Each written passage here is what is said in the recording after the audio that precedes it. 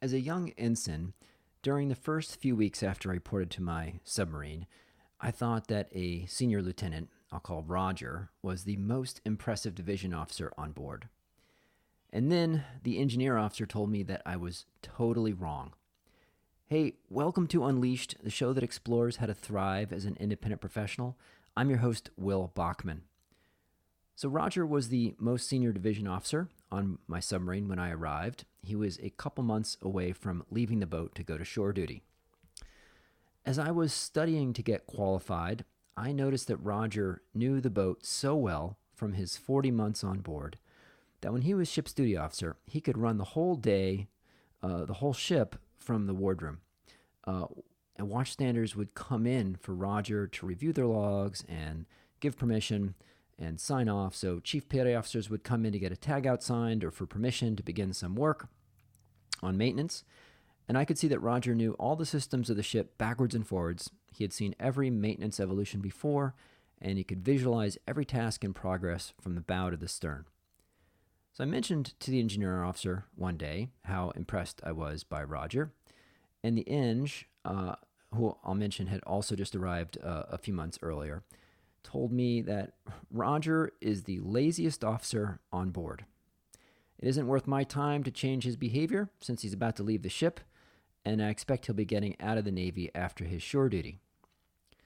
So, as duty officer, the Eng continued, I expect you to get out there in the spaces and put your eyeballs on the job no matter how many times you've seen it before. It says, you can't effectively supervise work and ensure the safety of the crew unless you get out of your chair and go take a look at it yourself. So that was what the Eng told me. Some important life lessons don't come during a dramatic crisis or the capstone lecture of a course, but in an ordinary conversation. And that discussion with the engineer made a significant impact on how I approached my job as a submarine officer, but also as a consultant when I got out of the Navy.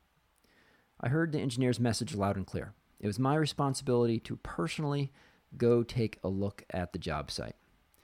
And in the Navy, I learned that my mental ideal of the work that was about to happen in the engine room didn't always match reality. Putting my eyeballs on the job, sometimes you'd get dirty climbing down in the bilge, or you get hot and sweaty climbing up on top to look at something on top of the steam turbines. But you might find something. You might find that there was no way the work could be done safely right now, or that you didn't have the right tools, or that you didn't have the right safety observers, or that the equipment wasn't calibrated, or that the workers hadn't had enough sleep and were just not really physically prepared to do the work. Once I found some workers from the tender. They had started to shed up their work site, and I didn't recognize them. And I asked what they were doing, and they said, cutting out some valves. They were preparing, setting up to cut into a high-pressure lube oil system that they thought was tagged out and depressurized. But they were on the wrong submarine. Now, I don't know if they would have actually cut into it, but that was not a good situation. So, as a consultant, my bias was always to go and look at the front line first, to understand the work being done, and this has not always been embraced by clients or partners. Sometimes you get a question about if that's really a good investment of time, or we've already done a diagnostic. My very first consulting project when I was a new business analyst was around analyzing the profitability of checking accounts. And I asked, hey, could I go talk to the associates who work at the branch? Just ask them how they get customers to sign up for these checking accounts and the type of questions that customers ask. So I wasn't given permission, but I eventually sneaked out during a lunch hour. I just felt I couldn't provide any kind of useful ideas about a product that I didn't understand at all and had never seen the place where it was sold or talked to people who had sold it.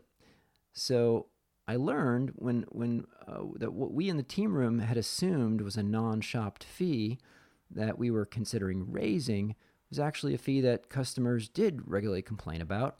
And when they complained, it caused a lot of time and hassle at the branch and occasionally led to the customer leaving for another bank in frustration Or in other cases, a lot of times the bank waived that fee anyways. So actually raising the fee, we didn't actually ever capture that revenue, just annoyed the customer. So on another project, our team was supposed to improve the operations of a call center based on the metrics mainly.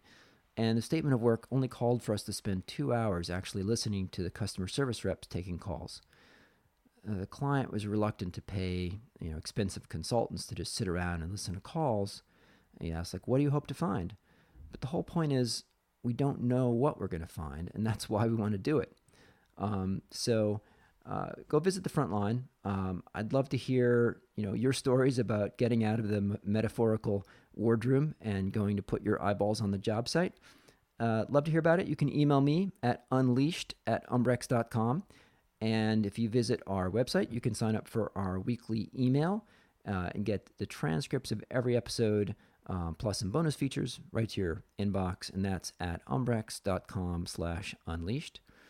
Unleashed is produced by Umbrex, and thanks for listening.